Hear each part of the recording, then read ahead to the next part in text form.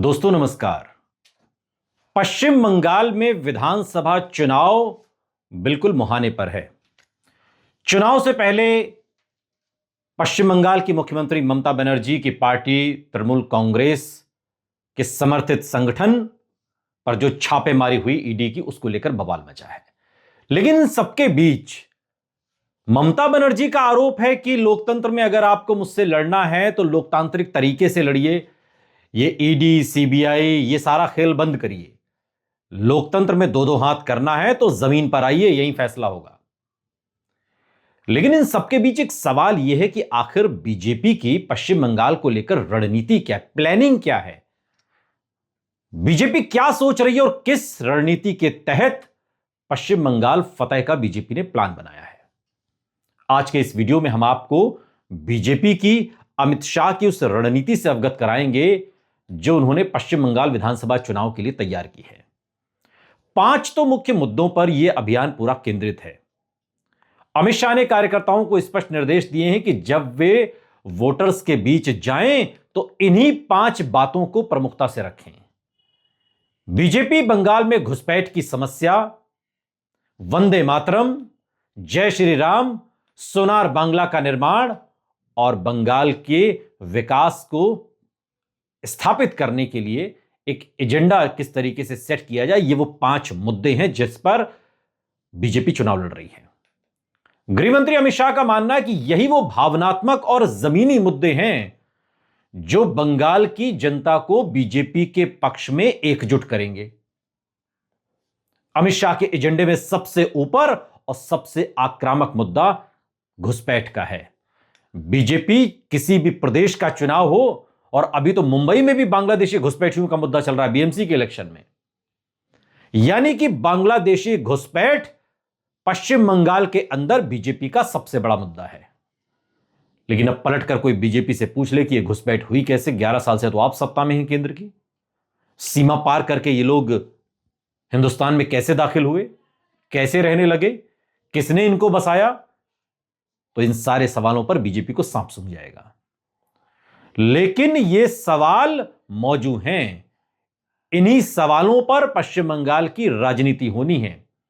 इन्हीं मुद्दों पर ममता बनर्जी को घेरने का एक प्लान अमित शाह ने, बीजेपी ने बनाया है। सबसे आक्रामक मुद्दा है। उन्होंने कार्यकर्ताओं को दो टूक शब्दों में कहा है कि वो जनता के बीच जाकर इसी मुद्दे को पूरी ताकत से उठाएं। बांग्लादेशी घुसपैठ का मुद्दा। ममता बनर्जी पर लगातार बीजेपी यह आरोप लगाती है कि ममता बनर्जी ने पश्चिम बंगाल में बांग्लादेशी घुसपैठियों को बसाया, उनके वोटर आईडी कार्ड बनाए, उनको वहां का नागरिक बनाया, उनको अपना वोटर बनाया, और ऐसे लोगों को चिन्हित करके वहां से बाहर निकाला जाएगा। गृह मंत्री अमित शाह ने साफ कहा है कि अगर पश्चिम बंगाल में बीजेपी की सरकार बनती है तो एक एक घुसपैठियों को चुन चुन कर बाहर निकाला जाएगा। अब यह बिहार में भी कहा गया था, लेकिन बिहार में एक भी घुसपैठिया नहीं मिला। इसके साथ ही उन्होंने बंगाल के गौरव को फिर से लौटाने के मुद्दे को धार देने की बात कही है। सोनार बांग्ला, इस नारे के साथ सोनार बांग्ला निर्माण सिर्फ एक नारा नहीं है बल्कि बीजेपी का एक चुनावी वादा है। यह बात अमित शाह कह रहे हैं। बंगाल में बीजेपी संगठन को जमीनी स्तर पर मजबूत करने पर अमित शाह का बहुत खास जोर है, क्योंकि सबसे हिंसक अगर कहीं की राजनीति है तो वो पश्चिम बंगाल की राजनीति है। और इसलिए उन्होंने 294 विधानसभा सीटों में से हर सीट पर बूथ स्तर की तैयारियों का जायजा लिया है। मौजूदा समय में ममता सरकार की चुनौतियों के सामने बीजेपी कार्यकर्ता खुद को कैसे तैयार कर रहे हैं और किन किन बूथों तक उनकी पहुंच बन चुकी है, इसलिए संगठन से लेकर बीजेपी सांसद, विधायकों, सबके साथ बैठक की जा रही है। इन दिनों सबके साथ बैठक की जा रही है और चप्पे चप्पे पर बीजेपी ने अपने कार्यकर्ताओं को तैनात कर दिया है। बिहार से बंगाल में अनुभवी नेताओं को जल्द तैनात करना सिर्फ एक संगठनात्मक कदम नहीं है, बल्कि यह बीजेपी की राजनीतिक सूझबूझ और चुनाव से पहले एक नैरेटिव गढ़ने की तैयारी को दर्शा रहा है कि बीजेपी किस एजेंडे पर चुनाव को ले जाना चाहती है। इसके बावजूद बीजेपी की राह में कई सियासी मुश्किलें भी हैं, जिसे पार किए बिना यह सपना पूरा होता दिखाई नहीं देता। बीजेपी बंगाल की चुनावी लड़ाई को जितना आसान समझ रही है वो उतना आसान है नहीं। बंगाल में बीजेपी को सियासी राह में तमाम बाधाएं हैं जिन्हें पार किए बिना सत्ता के सिंहासन तक तो पहुंचा ही नहीं जा सकता। बंगाल में बीजेपी की पहली दिक्कत राज्य का 1/4 से ज्यादा मुस्लिम वोटर है जो आज की तारीख में ममता बनर्जी के पास है, जिसमें ओवैसी सेंध लगाने की तैयारी कर रहे हैं। अब ओवैसी जितने मजबूत होंगे पश्चिम बंगाल में, बीजेपी उतनी ही जगह बना पाएगी। इसलिए जो कहा जाता है ना, ए टीम, बी टीम, सी टीम, डी टीम, कोई भी किसी की टीम हो, लेकिन जो राजनीति को समझते हैं, जो समीकरण को समझते हैं, और आप लोग भी जो सुन रहे हैं मेरी बात से इत्तेफाक रखेंगे कि पश्चिम बंगाल में जो 1/4 मुस्लिम वोटर हैं हार्डकोर, वो ममता बनर्जी के साथ हैं।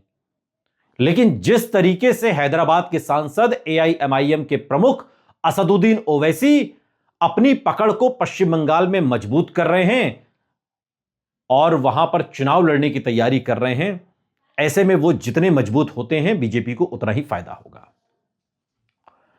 तो फिलहाल तो लेकिन ये वोट बैंक ममता बनर्जी के साथ है, जो पूरी तरह से ममता बनर्जी के राज्य में लगभग 30% जो मुस्लिम वोटर हैं उनके प्रभाव वाली 100 से ज्यादा सीटों पर ममता बनर्जी का पूरा असर है। जो पश्चिम बंगाल की राजनीति को समझते हैं वो मानते हैं कि बंगाल से मुस्लिम वोटर पहले लेफ्ट और कांग्रेस में बटा हुआ था, लेकिन 2021 के विधानसभा चुनाव से पूरी तरीके से ममता बनर्जी की पार्टी टीएमसी में यह शिफ्ट हो गया है, क्योंकि मुसलमानों को लगता है कि अगर पश्चिम बंगाल में बीजेपी को कोई आने से रोक सकता है तो वो सिर्फ ममता बनर्जी है। लेफ्ट की धार कुंद पड़ गई है और कांग्रेस बंगाल में मूर्छित अवस्था में है। ऐसे में अगर कोई महिला है, कोई पार्टी है, कोई नेता है, तो वो ममता बनर्जी है जो बीजेपी को बंगाल में आने से रोक सकती है। बीजेपी ने एक बार फिर हिंदू बनाम मुसलमान करके धार्मिक ध्रुवीकरण कर सफलता पाने की कोशिश की है, जिसमें बहुत ज्यादा सफल बीजेपी नहीं हुई। बंगाल में समाज सुधार आंदोलनों के चलते जाति और संप्रदाय की गोलबंदी कम है और समाज पर जो प्रभावी भद्रलोक में बीजेपी की घुसपैठ नहीं है, जो एक एलीट क्लास पश्चिम बंगाल का कहा जाता है।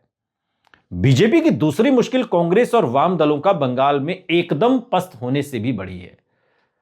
बंगाल में न कांग्रेस कुछ बोल रही है, न लेफ्ट कुछ बोल रही है, सीधी लड़ाई ममता बनर्जी से हो गई है। लेफ्ट और कांग्रेस का वोट बीजेपी की तरफ जाने से ज्यादा टीएमसी की तरफ चला गया है। पिछले 2 चुनावों में बीजेपी का वोट परसेंटेज सिर्फ 1.5% बढ़ा, जबकि टीएमसी को 3% से ज्यादा वोट मिला, आधे से ज्यादा। बंगाल में ममता बनर्जी का सियासी ग्राफ अभी भी बीजेपी से ऊपर है और बीजेपी के लिए सिर्फ विपक्षी दलों में सबसे बड़ी चुनौती ममता बनर्जी और अरविंद केजरीवाल राष्ट्रीय पटल पर बने हुए, यह बात बीजेपी बहुत अच्छे से जानती है। अरविंद केजरीवाल को बीजेपी ने 10 साल बाद मात दी, लेकिन ममता बनर्जी बड़ी नेता है, पुरानी नेता है, राजनीति की पुरानी माहिर खिलाड़ी है और देश की सबसे ताकतवर विपक्षी नेताओं में से ममता बनर्जी की गिनती होती है। बीजेपी के पास अभी बंगाली अस्मिता का तोड़ नहीं है। जब यह गुजराती बनाम बंगाली की लड़ाई हो जाती है मोदी शाह को लेकर के वर्सेस ममता बनर्जी, तब इसकी कोई काट नजर नहीं आती। और टीएमसी की सबसे बड़ी ताकत यही है कि ममता बनर्जी ने बीजेपी के खिलाफ बंगाली अस्मिता का दांव चलना शुरू कर दिया है। बंगाल में बीजेपी के पास अभी भी ममता बनर्जी के कद का कोई नेता नहीं है जिसे चेहरा बनाकर चुनावी मैदान में उतारा जा सके। एलओपी भी जो है वो भी ममता बनर्जी की पार्टी के कभी रहे। इसलिए पश्चिम बंगाल में सामूहिक नेतृत्व में ही चुनाव लड़ने का प्लान बनाया गया है।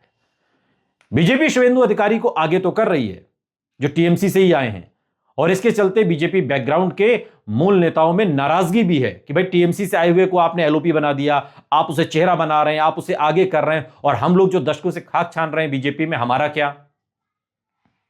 शुवेंदु को सियासी प्रभाव भी पूरे बंगाल में नहीं है। एक इलाके के नेता हैं और ऐसे में बीजेपी के लिए यही सबसे बड़ी चुनौती है कि चेहरा कौन है। सवाल यह है कि ममता बनर्जी वर्सेस हु, और इस हु का सवाल बीजेपी के पास इसका कोई जवाब नहीं है।